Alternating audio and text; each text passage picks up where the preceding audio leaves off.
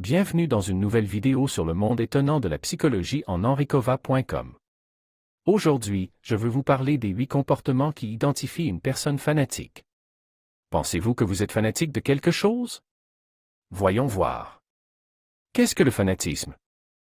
Le fanatisme est la passion et la ténacité démesurée dans la défense de croyances ou d'opinions collectives ou individuelles. Au fil du temps, les individus développent leurs propres croyances, idées et convictions. C'est un phénomène courant dans la vie humaine.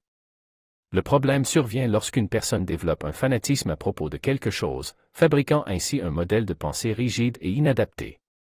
Une personne fanatique a souvent du mal à opposer les points de vue des autres aux siens, ce qui peut entraîner des problèmes d'opinion. Je vais maintenant vous montrer 8 actions qui indiquent que vous ou quelqu'un d'autre a un comportement fanatique.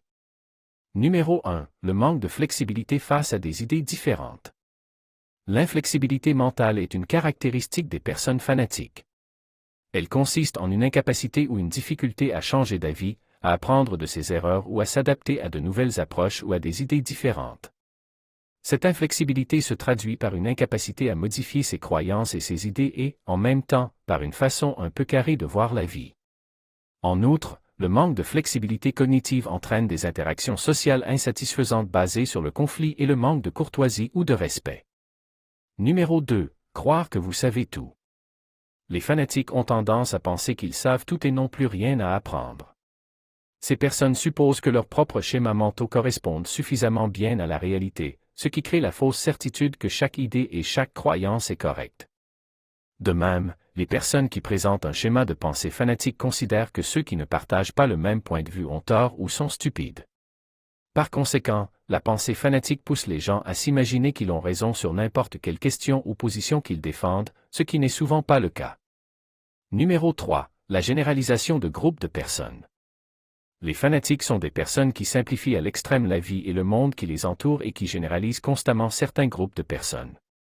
Cette généralisation les empêche de prendre en compte les nuances de la réalité et les complexités entourant une question donnée ou un problème quelconque. Numéro 4. La tendance à être obsédé et à ne pas voir plus loin. Ces personnes vivent généralement autour du sujet qui les passionne. En voici quelques exemples: une équipe sportive, une religion, un parti politique et même une idéologie particulière. Dans de tels cas, les gens n'ont que des conversations sur le sujet qui les intéresse et nouent des amitiés qui présentent un degré similaire de fanatisme. Numéro 5. La tendance au prosélytisme. Le prosélytisme est l'habitude consciente et systématique que prennent la plupart des fanatiques pour attirer davantage d'adeptes pour soutenir une certaine cause. Cela se fait avec tous ceux auxquels les fanatiques ont accès, la famille et les amis étant les premiers à tomber dans le panneau. Numéro 6. Manque de compétences sociales. Les compétences sociales sont des compétences qui permettent aux personnes d'établir des relations appropriées avec leur environnement et de créer des liens émotionnels significatifs avec d'autres personnes. Certaines de ces compétences sont l'assertivité, l'empathie, l'écoute active, la capacité à changer d'avis, l'intelligence émotionnelle, la capacité à s'excuser et la négociation, entre autres. C'est des qualités que les fanatiques ne pratiquent pas activement. Numéro 7. La tendance à la confrontation agressive. Habituellement, le conflit entre un fanatique et une autre personne se produit lorsque les croyances et les idées des deux sont différentes ou opposées. Ce type de conflit entraîne un comportement violent lorsqu'il y a une opposition directe à certains idéaux ou à des conceptions profondément ancrées. Et enfin, numéro 8, la tendance à ne pas tolérer la dissidence.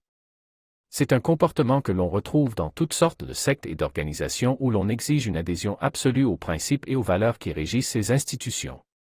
Les fanatiques ont peu ou pas de tolérance pour la dissidence des autres individus. Nous sommes finis. Merci de votre écoute. Découvrez le monde spectaculaire de la psychologie en henricova.com. Rendez-vous dans le prochain épisode.